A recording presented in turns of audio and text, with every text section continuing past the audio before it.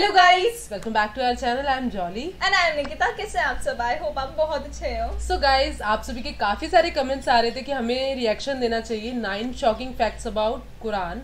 सो हम देखते हैं, क्योंकि हमें इससे पहले कोई भी आइडिया नहीं कि क्या होंगे क्या नहीं होंगे। सो देखते हैं वीडियो कैसे होती है। वीडियो को स्टार्ट करने से पहले हमारी वीडियो को लाइक शेयर कमेंट जरूर करना, और गाइस प्लीज हमारे चैनल को सब्सक्राइब करना बिल्कुल मत भूलना, और हमें इंस्टाग्राम फॉलो करना भी बिल्कुल मत भूलना। लिंक हमने डिस्क्रिप्शन बॉक्स में दे दिया है। So guys make sure to follow us. So let's start the video. कर देने वाली 9 बातें। जब से इस पृथ्वी पर इंसानियत की सुबह हुई है, हम इस पृथ्वी पर अपने वजूद की तलाश कर रहे हैं, और इस कोशिश में हम विज्ञान, धर्म और पवित्र ग्रंथों की तरफ देखते हैं। कुरान इस्लाम धर्म के अनुयायियों की सबसे बड़ी किताब है। आज की इस वीडियो में हम आपको कुरान के कुछ ऐसे ही रहस्य बताने जा रहे हैं जो आपको हिला के रख देंगे। स्वागत है आप सभी का the mystical and YouTube channel पर एक बार फिर से।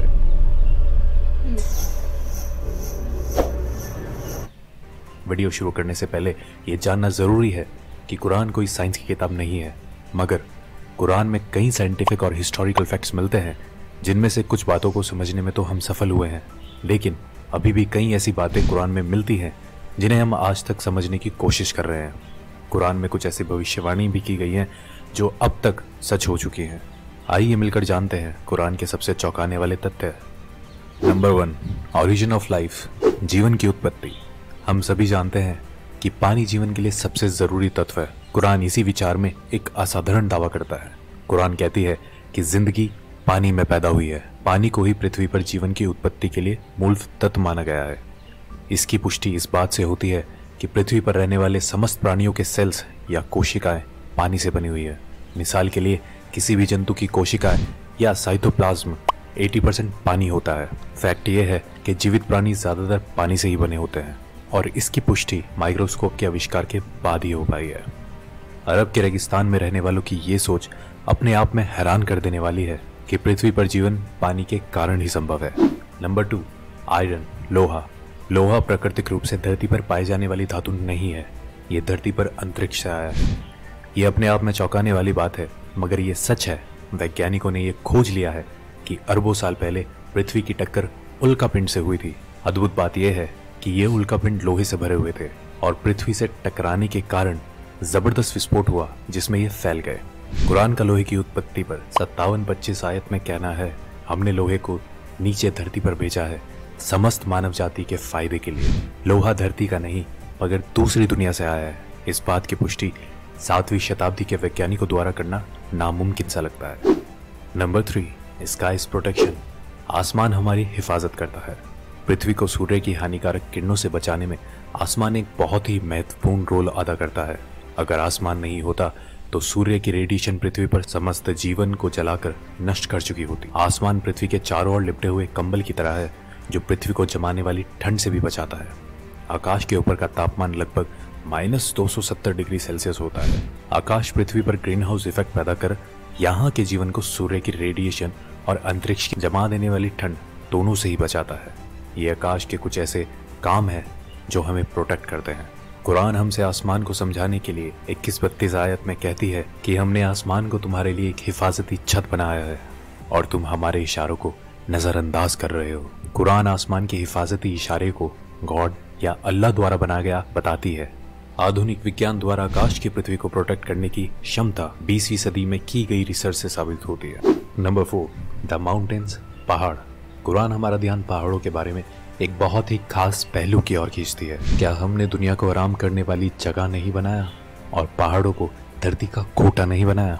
कुरान हमें बताती है कि पहाड़ों की जड़ें धरती में बहुत गहरी हैं, और असल में भी ऐसा ही है। पहाड़ धरती में काफी गहरे तक गड़े हुए होते हैं।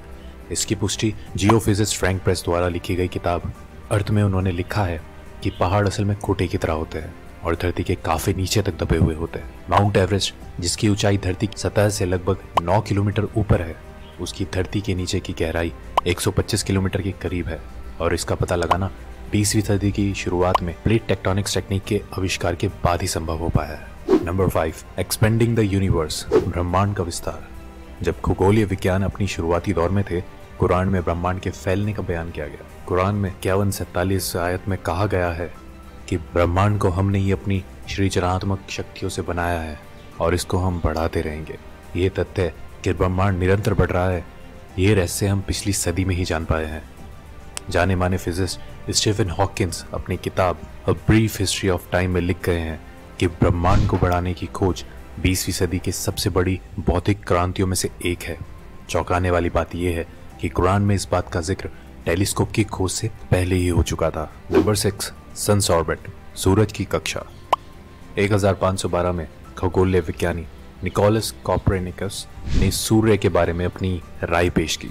उनके मुताबिक सूर्यमंडल में सूर्य अपने कक्ष में स्थिर रहता है और बाकी के ग्रह उसके इर्द गिर्द चक्कर लगाते हैं। ये नजरिया कि सूर्य स्थिर है 20वीं सदी तक तमाम खगोल वैज्ञानिकों में कायम था, लेकिन अब ये स्पष्ट रूप से एक वैज्ञानिक तथ्य है कि सूर्य स्थिर नहीं है, बल्कि वो हमारे मिल्की वे गैलेक्सी में मध्य में घूमता रहता है। कुरान में इस बात का जिक्र 21-33 आयत में आता है। वो जिसने रात दिन चांद सूरज बनाए वो अल्लाह ही है, और ये चांद सितारे सब अपने ही कक्ष में तैरते रहते हैं। 2 दशकों पहले तक कुरान को खगोल वैज्ञानिकों द्वारा गलत समझा जा रहा होता, लेकिन अब हम जानते हैं सूर्य से संबंधित कुरान का ये दावा आज का विज्ञान एकदम सच साबित करता है। नंबर 7, द ओशियन, समुद्र। कुरान 24-40 आयत में कल्पना का आधार बनाकर गहरी बातों को हम तक पहुंचाना चाहती है।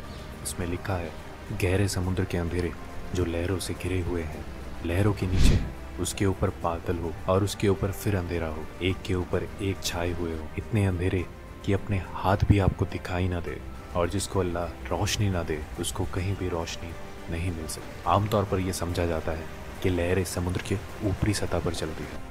हालांकि समुद्री वैज्ञानिक इस बात की पुष्टि कर चुके हैं कि लहरें केवल समुद्र के ऊपरी सतह पर ही नहीं बल्कि नीचे भी होती हैं। ये लहरें इंसानों को दिखाई नहीं देती, इनको सिर्फ कुछ खास यंत्रों के द्वारा ही पता लगाया जा सकता है।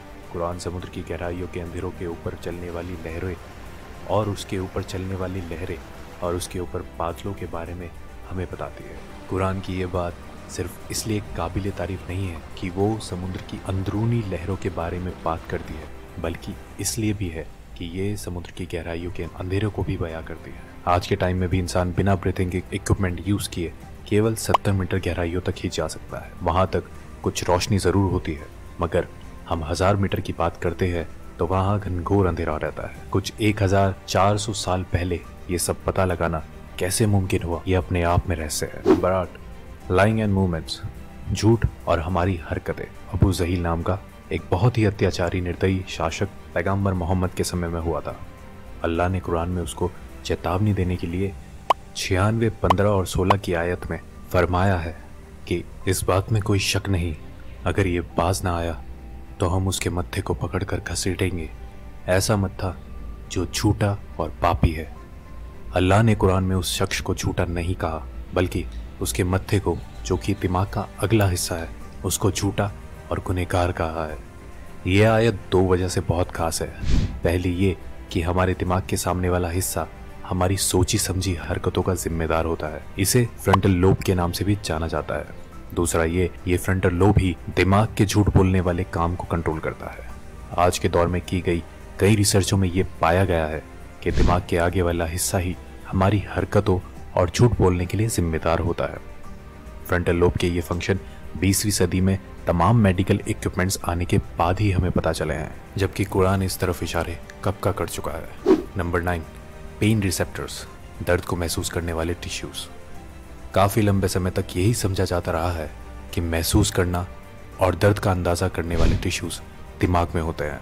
हालांकि ये बाद में खोजा गया कि दर्द को महसूस करने वाले टिश्यूज दिमाग में नहीं, हमारी खाल पर ही मौजूद होते हैं, और इनके बिना दर्द को महसूस नहीं किया जा सकता। इससे संबंधित कुरान की 456 आयत को गौर से देखें तो उसमें लिखा है, जिन लोगों ने हमारे खुलासों को झूठ समझा है, हम उन्हें आग में झुलसाएंगे। जब उनकी खाल जल जाएगी, हम उन्हें उसके बदले नई खाल देंगे, ताकि वो दर्द को निरंतर महसूस करते रहें। बेशक अल्लाह सर्वशक्तिमानी भी है और बुद्धिमान भी।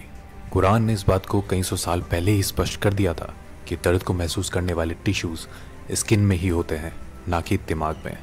ये खोज हाल ही में जीव विज्ञान में किए जाने वाली कई खोजों में से एक है। तो दोस्तों, ये थी कुरान में पाई जाने वाली कुछ शॉकिंग फैक्ट्स। ऐसे ही इंटरेस्टिंग वीडियो को लेकर हम समय समय पर आते रहते हैं। जुड़े रहें हमारे साथ, सब्सक्राइब करें the mystical and YouTube channel को। आज के लिए इतना ही। अब हमें इजाजत दीजिए। आपका बहुत बहुत शुक्रिया।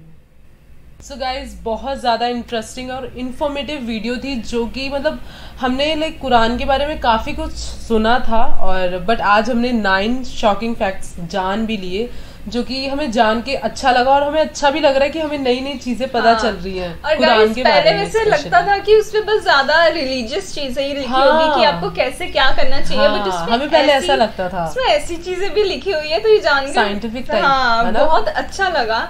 मतलब सिर्फ वो रिलीजियस बुक नहीं है, इनफैक्ट उस और वो जो थे जो ये बोल रहे थे, उन्होंने बोला कि भी ऐसी कई सारी चीजें हैं जो हमें नहीं पता, जो हम अभी डिकोड नहीं कर पाए, तो सोचो जब वो पता चलेगा तब तो और ज्यादा होगी। एंड उससे हो सकता है इंसानों को भी आगे फायदा हो, लाइक तो काफी ज्यादा मुझे तो काफी ज्यादा ये वीडियो सच में लाइक इसमें बहुत सारी चीजें बताई गई थी। अगर हम वो स्काइज वो वाला भी हर चीज का बताया कि वो आयरन का कि वो किसी और दुनिया से आया है। लाइक इसके बारे में कोई आइडिया नहीं था, मैं अभी तक भी कोई आइडिया नहीं था, बट और ये क्या पेन वाला भी था जो स्किन से फील होता है, ये भी मतलब काफी अलग अलग चीजें थी जो हमें पता चली है। और गाइस आप लोगों को भी पता चली है, तो आप लोग प्लीज हमें बताना कि आपको ये वीडियो कैसी लगी। अगर आपको हमारी वीडियो अच्छी लगी तो लाइक शेयर कमेंट जरूर करना, और गाइस प्लीज हमारे चैनल को सब्सक्राइब करना बिल्कुल मत भूलना, और हमें इंस्टाग्राम पे फॉलो करना भी बिल्कुल मत भूलना। लिंक हमने डिस्क्रिप्शन बॉक्स में दे दिया है, so guys make sure to follow us. So मिलते हैं नेक्स्ट वीडियो में, तब तक के लिए बाय।